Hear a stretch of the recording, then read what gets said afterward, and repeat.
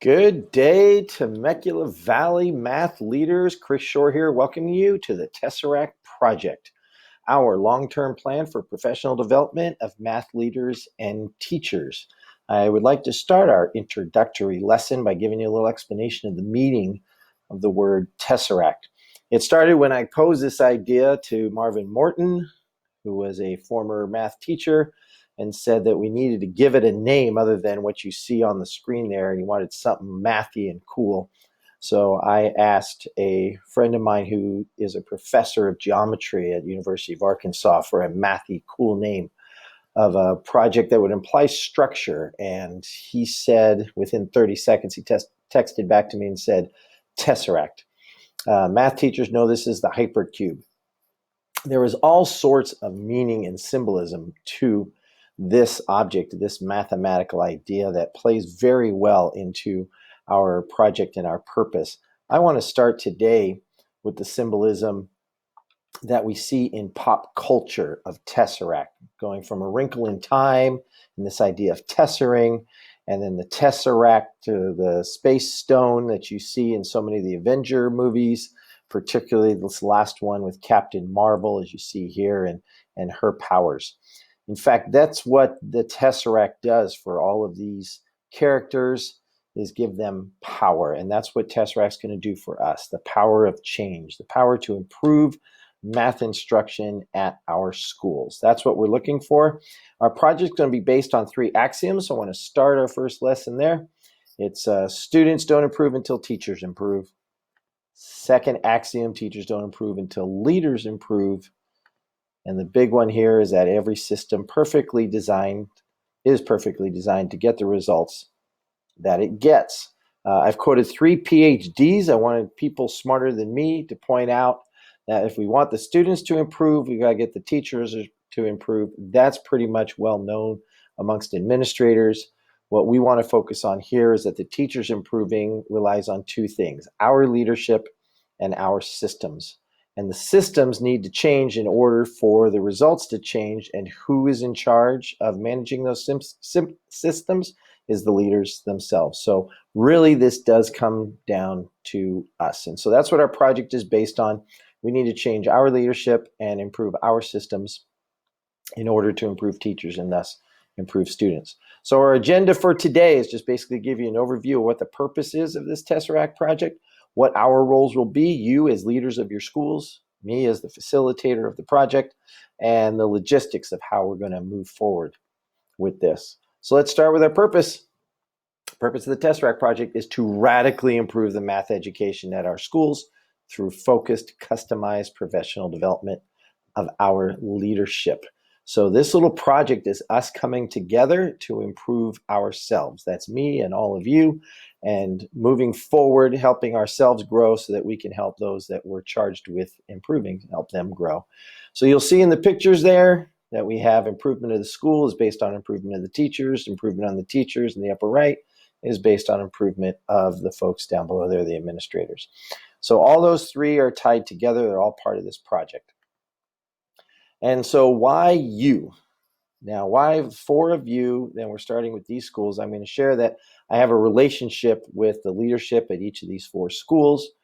The 4 schools you have proven to be strong leaders, and you've already done some of the work that we're going to be doing. So that was part of the purpose. Now, you notice I'm not putting your pictures up here because our teams, leadership is going to grow, and it also may change. If there's one thing that I've noticed and learned within our system, is that our leadership doesn't sit in the same chair for very long. Even as I moved through Math Coach and now as Math TOSA, every single year my role has changed. Very rarely does a principal stay more than 3 to 5 years in the principal seat, and yet we're talking about a 6-year long-term professional development plan. So we need to focus on the school and the school culture and build a system that no matter who is sitting in the leadership chairs, no matter what roles are there, that this project moves forward. And that's one of the great things about Adley-Stevenson High School that you hear me talk about a lot. It's kind of ground zero of the PLC movement, is that for the 20 years that Rick DeFore and Tim Kanold were leading that PLC movement, and then the 20 years since, it is still going on and is still doing great things because they put systems in place that would be there long after they were gone. So we're looking to do the same thing, but that's why you have been chosen. Also, we're looking at Mark Horton, who is now moving out as our director of math and science. But as mathematics, my boss in the mathematics program said he wants to start this at a small scale and small startup and then scale up. So we're looking for specific schools, specific people, and then even at the high school, a specific subject. So in this case, mathematics. So let's look at our roles then within this project here. First off, your job, lead, not manage. By the way, yes, you have to manage your schools. I'm not concerned about that. You get to do that outside of the project. This project is about leadership and specifically leadership of mathematics.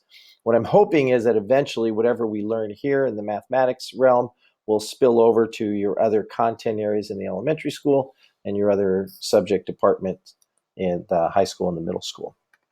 My role is to frame the dialogue. So basically, I'm going to be laying out what we'll be talking about, what we'll be focused on and looking at, what we'll collect data on, what we will be learning and moving forward with. And then us together will learn. So I'm going to be putting forth these ideas, but it's to be a back and forth. I'm going to bring in from my expertise being tied to and connected to the mathematics world, to a lot of the people that are doing the research out there for both PLC and mathematics education. And I'm going to bring that to the table. And then you're going to bring to me, okay, Chris, that's what it is in theory. And now when we go to implement this, this is the practical things, the very pragmatic modifications we need to make this work. So it's going to be a back and forth learning process. So your role is to lead, my role is to frame the dialogue, and then we together will learn how to make this thing happen and happen well. So the way we're going to do it, the logistics of how this is going to work, because originally when I was sitting down planning with all of you about this project, we were sitting down and I realized very quickly that we weren't going to be able to constantly be setting up meetings, one of me, and then you have many roles to play at your site besides improving the math instruction. So I've set up Google Classroom. If you are listening to this video, it's because you have made it into the classroom. So at least step one worked and that you have the code and now you're in. And through here, I'm going to put out several lessons and we're going to take things piece by piece, some short videos like this one today, and then a very brief assignment because I know you're busy and you have a lot of things going on. So just a brief video, brief assignment, build this plan of ours piece by piece. So it's going to run through Google Classroom.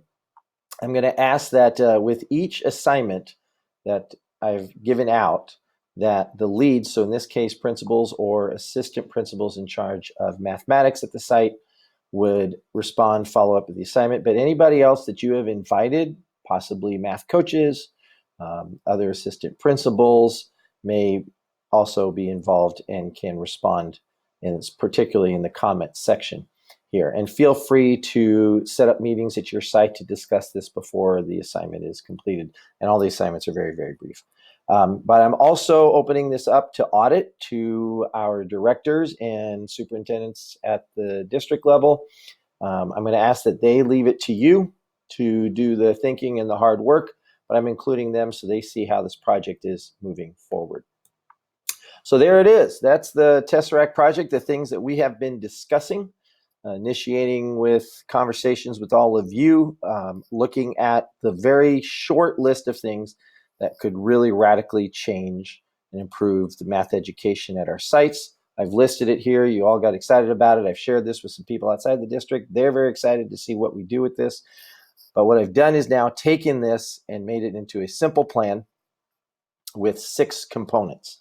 So our job here in our 6-year plan, and by the way, 6 years, and I've shared this with all of you, but I'll just reiterate it. 6 years is because all the studies that I've looked at, the case studies, it seems like it's 6 years is the magic number, from Baldwin Park, where Luis Cruz was, Adley Stevenson, where Rick DeFore and Tim Canold were, Carlos Cabano at San Lorenzo High School in Northern California. It all seems like it was 6 years from the time they initiated their plan to when they said we've arrived and this significant change occurred. We know that through math coaching, that math coaching is effective, but it takes till 3rd or 4th year before you see any serious bumps in data. So it's the 6th year when things really start happening. It's just this number 6. And then I've heard research that it's 6 to 7 years before we see significant change. So the research that I'm hearing about, and I'm going to find out what research that is so I can cite it, but the research that's coming back to me seems to back up what I've seen in the case studies, and that is it's going to take a long-term plan to put this together. So that's why the 6. And then these particular components on the side here, and I'm showing you a template that eventually you're going to fill out, not today, but eventually we're going to fill out and look across where we're planning on these 6 years. But you'll see that year 0 is right now, because year 1 is next year. So this spring we are planning for year 1 of next year. And the first thing we're going to be looking at is PLC structures. And then I've broken those down to some subcomponents. So PLC structures in general, and then what we want to be doing with our math teams, the pre-unit, the intra-unit during the unit of study. So say unit 2 on functions in algebra. What are they doing in their PLCs before the unit starts? What are they doing with their PLC teams during the unit? And what is their PLC doing post-unit? I'm going to give us some things to think about, and then we'll lay that out across those 6 years. And then the other components are this idea of education by mandate, no options. Most of us have spoken something to that effect. And so that's, again, why you were chosen for this here. And it's going to happen at your site. And we'll lay out which year we want to do what component of that. Signature strategies, I'll give you detail what that phrase means.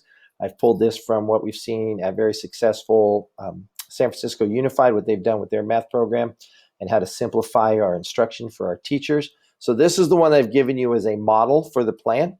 So you'll see signature strategies, and you'll notice how we're laying them out as we go through year after year.